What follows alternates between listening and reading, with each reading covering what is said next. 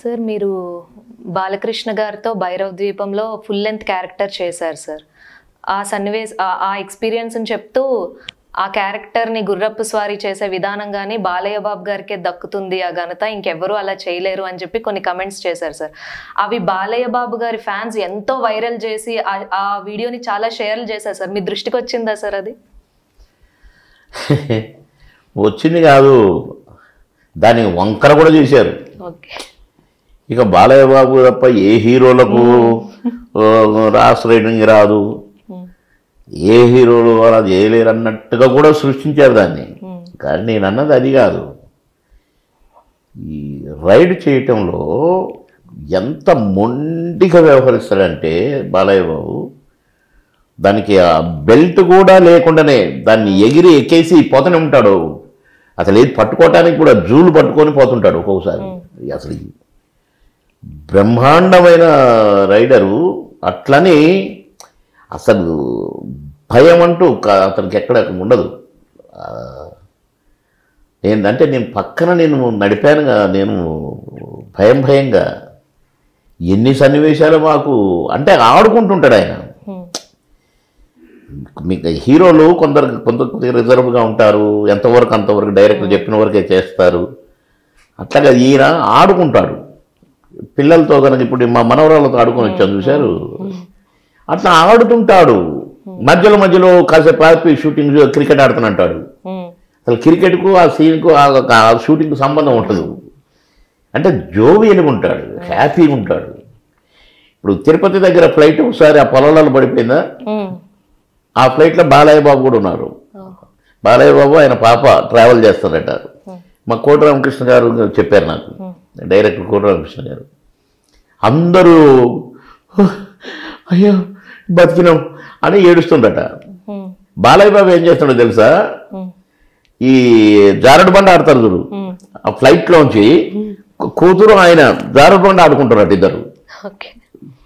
Flight పడిపోయిందే, త్రుటిలో మా ప్రాణాలు నిలిచినాయి, మేము పోయేటోళ్ళం కదా అని కాదు, ఆడుకుంటున్నారట వాడు జారుడు బండ.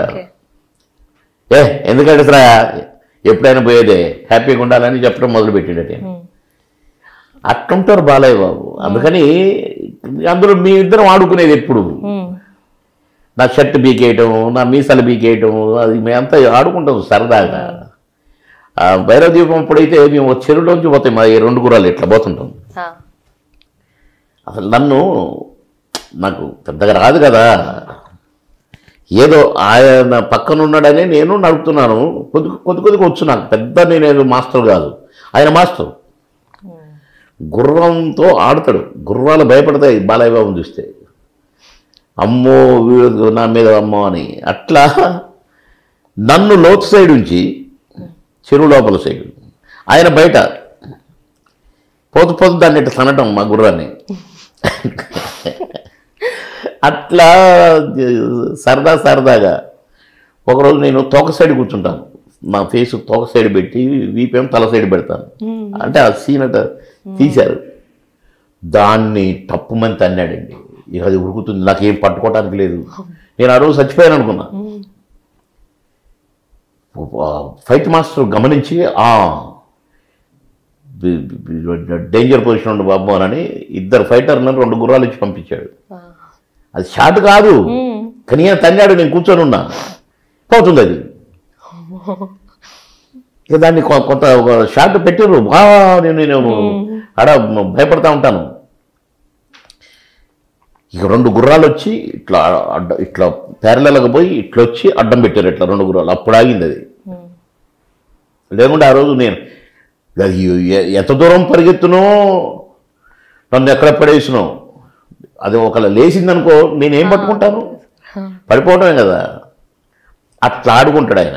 అందుకని బాలయ్య బాబు జమ్ము అని అన్నాను. దాన్ని ఇక భూమి మీద ఎవడు బుట్టలేదు గుర్రం నడిపేటోడు అన్నట్టుగా కొందరు క్రియేట్ చేశారు. కానీ అది మంచి పద్ధతి కాదు. ఇంకా ఎందుకు చిరంజీవి గారు కూడా బ్రహ్మాండంగా నడుపుతారు, కాకపోతే కరెక్ట్గా ఎంతవరకు అంతవరకే. వాటితో ఆడుకున్నాము అట్లా ఉండరు. కొందరు డిగ్నిఫైడ్గా ఉంటారు, కొందరు సరదాగా ఉంటారు, కొందరు మనకు ఎందుకులే ఎక్స్ట్రాలు చేయకూడదని ఉంటారు, రకరకాలుగా ఉంటారు. కనుక అది అట్లా దాన్ని వేసారు పొగ.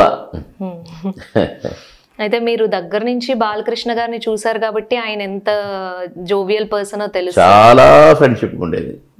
మరి ఆయన చాలా కోపిస్ట్ అని బయట చాలా మంది అంటూ ఉంటారు కదండి సార్, దానికి ఎవరికైనానండి నచ్చని చేసినప్పుడు ఆటోమేటిక్గా కోప్పడతారు. వారికి కొన్ని నచ్చని ఉంటాయేమో, ఆయనకు కొంచెం ఇబ్బంది కలిగించి ఎవరైనా చేస్తారేమో, అలాంటి వాళ్ళ మీద కోప్పడతారేమో, ఆటోమేటిక్గా ఉంటుంది. ఇప్పుడు నలుగురు కొడుకున్నట్టే నలుగురు తిట్టరు, తప్పు చేసిన మందలిస్తారు అట్లా. కానీ అట్లా ఏదో సృష్టించి ఎవరి మీద ఎవరు కోప్పడితే ఎవరు ఊరుకుంటారండి. కనుక అది కరెక్ట్ కాదు. సరే, అది ఆయన మైండ్, ఆయన ఇష్టం, దాన్ని కామెంట్ చేసి దాన్ని అంత మనకు అవసరం లేదు. మంచోడు, మంచి మిత్రుడు. నేను బాలన్న అని పిలుస్తా, బాలన్న బాలన్న గుండెల్లో గోలన్న అని అంటుంటా. ఇప్పటికీ టచ్ లో ఉన్నారా సార్ బాలకృష్ణ గారితో?